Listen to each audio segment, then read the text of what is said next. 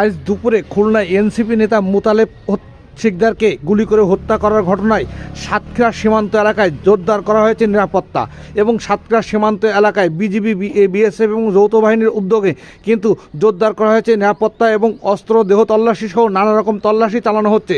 Alipur checkpost এলাকা ও সাতক্ষীরা খুলনার 0 point Binerpota এলাকায় কিন্তু এমন করেই সমস্ত গাড়ি এবং মোটরসাইকেল আরোহী সহ নানান রকম যে সমস্ত আরোহীরা রয়েছে তাদের দেহ তল্লাশি সহ অস্ত্র উদ্ধারের চেষ্টা চালানো হচ্ছে। আর সে সময় কিন্তু বিভিন্ন সাংবাদিক সহ নানা রকম পেশাজীবী মানুষরা কিন্তু এ সংবাদ সংগ্রহের চেষ্টা চালিয়েছেন। আর এর দৃশ্য কিন্তু আমরা ক্যামেরাবন্দি করেছি আলিপুর চেকপোস্ট এলাকা থেকে। আপনারা দেখছেন আমাদের অনেকগুলো সংবাদকর্মী সেখানে কিন্তু কর্মরত রয়েছে, আর এই কর্মরত দৃশ্যই কিন্তু আপনাদের সামনে তুলে ধরেছি। তবে সীমান্তরক্ষী বিজিবি এবং বিজিবি যেভাবে